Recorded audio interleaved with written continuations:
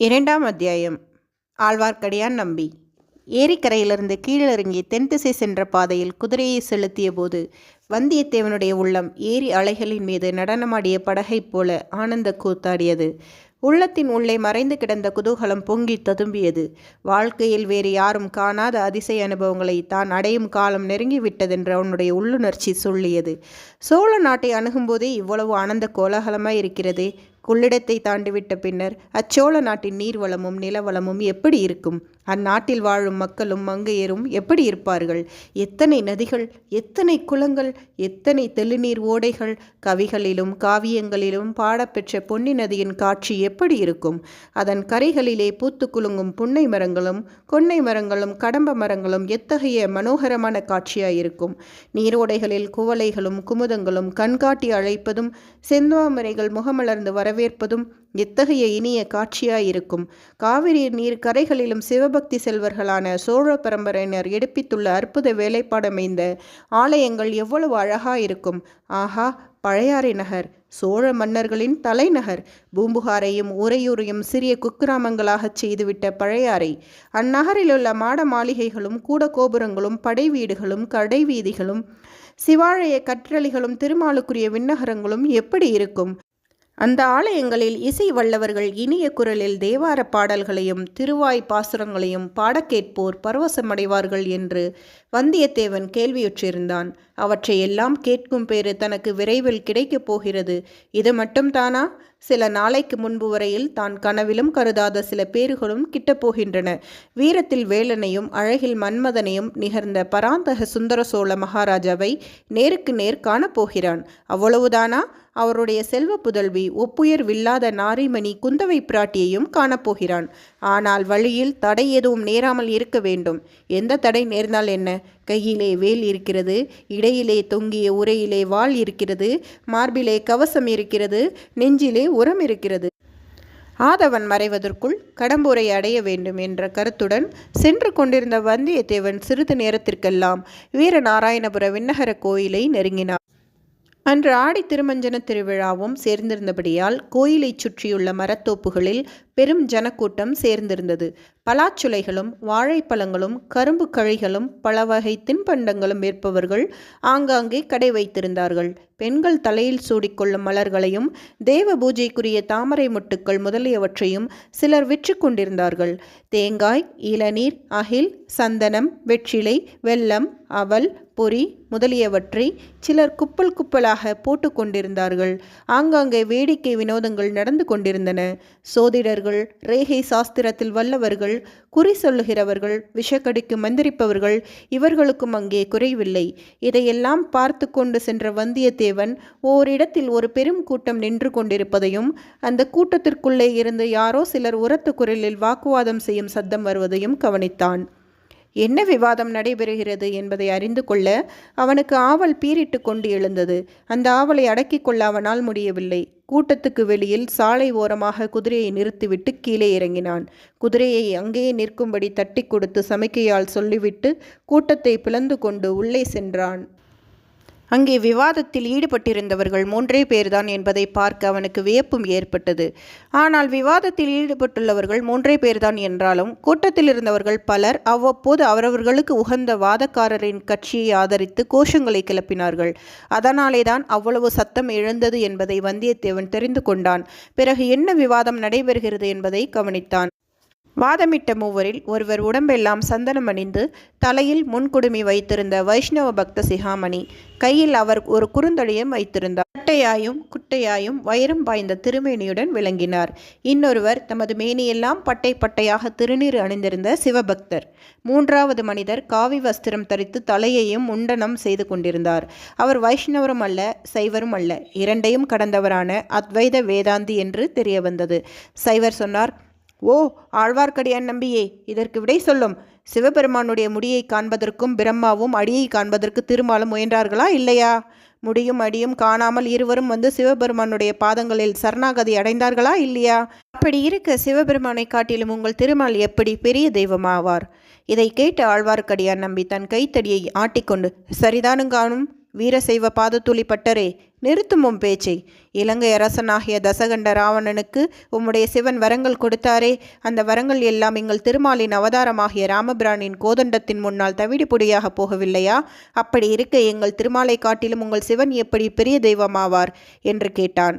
இந்த சமயத்தில் காவி வஸ்திரம் அணிந்த அத்வைத சந்நியாதி தலையிட்டு கூறியதாவது: நீங்கள் இருவரும் எதற்காக வீணில் வாதம் இடுகிறீர்கள்? சிவன் பெரிய தெய்வமா, விஷ்ணு பெரிய தெய்வமா என்று எத்தனை நேரம் நீங்கள் வாதித்தாலும் விவகாரம் தீராது.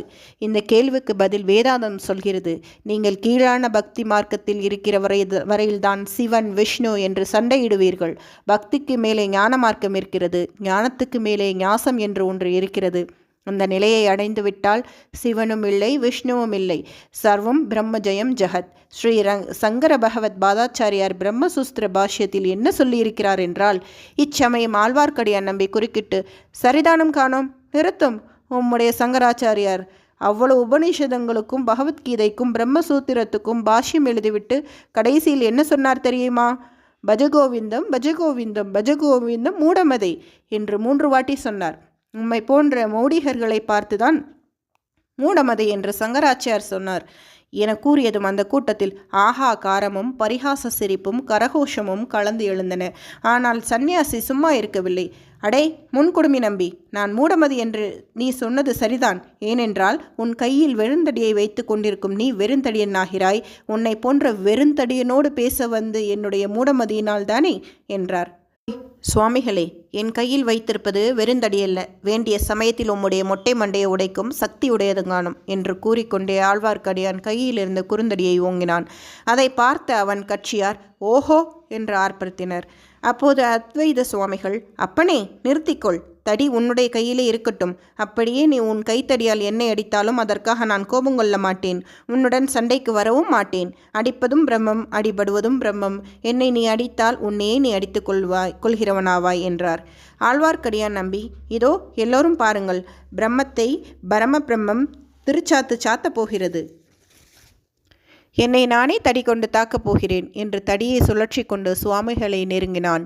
இதையெல்லாம் பார்த்து கொண்டிருந்த வல்லவரையனுக்கு ஒரு கணம் அந்த முன்குடுமி நம்பியின் கைத்தடியை வழிமறித்து பிடுங்கி கொண்டு அவனை அந்த தடியினால் 4 திருச்சாத்து சாத்தலாமா என்று தோன்றியது. ஆனால் திடீரென்று சுவாமியாரை காணோம். கூட்டத்தில் புகுந்து அவர் மறைந்து விட்டார். அதை பார்த்து கொண்டிருந்த வைஷ்ணவ கோஷ்டியார் மேலும் ஆர்ப்பரித்தார்கள். ஆழ்வார்க்கடியான் வீரசைவருடைய பக்கமாக திரும்பி, ஓய் பாததூளி பட்டரே, நீர் என்ன சொல்லுகிறீர்? மேலும் வாதம் செய்ய விரும்புகிறீரா, அல்லது சுவாமியாரைப் போல நீரும் ஓட்டம் எடுக்கிறீரா என்றான். நானா? ஒரு நாளும் நான் அந்த வாய் வேதாந்தியைப் போல ஓட்டம் எடுக்க மாட்டேன். என்னையும் உம்முடைய கண்ணன் என்று நினைத்தீரோ? கோபியர் வீட்டில் வெண்ணெய் திருடி கொண்டு மத்தால் அடிபட்டவன்தான் உம்முடைய கண்ணன் என்று பாததூளிப்பட்டர் சொல்வதற்குள் ஆழ்வார்க்கடியான் குறுக்கிட்டான். ஏன் காணும், உம்முடைய பரமசிவன் பிட்டுக்கு மண் சுமந்து முதுகில் அடிபட்டதை மறந்துவிட்டீரோ என்று கேட்டுக்கொண்டு கைத்தடியை வீசிக்கொண்டு வீரசைவர் அருகில் நெருங்கினான். ஆழ்வார்க்கடியான் நல்ல குண்டாதி குண்டன். வீரசைவராகிய பாததூளிப்பட்டரோ சற்று மெலிந்த மனிதர். மேற்கூறிய இருவரையும் விவாதத்தில் உற்சாகப்படுத்தி வந்தவர்கள் தாங்களும் கைகலக்க ஆயத்தமாகி ஆராவரம் செய்தார்கள். இந்த மூட சண்டையை தடுக்க வேண்டும் என்ற எண்ணம் வல்லவரையன் மனதில் உண்டாயிற்று.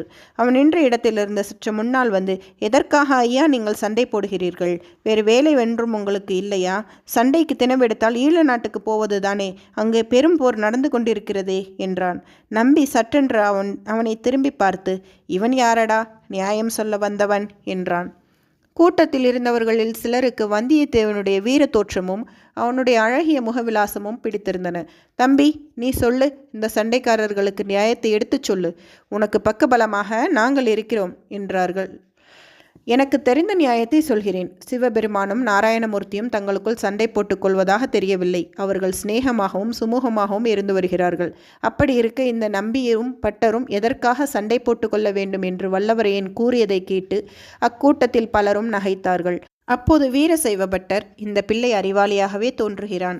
ஆனால் வேடிக்கை பேச்சினால் மட்டும் விவாதம் தீர்ந்து விடுமா? சிவன் பெரிய தெய்வமா, திருமால் பெரிய தெய்வமா என்ற கேள்விக்கு இவன் விடை சொல்லட்டும் என்றார்.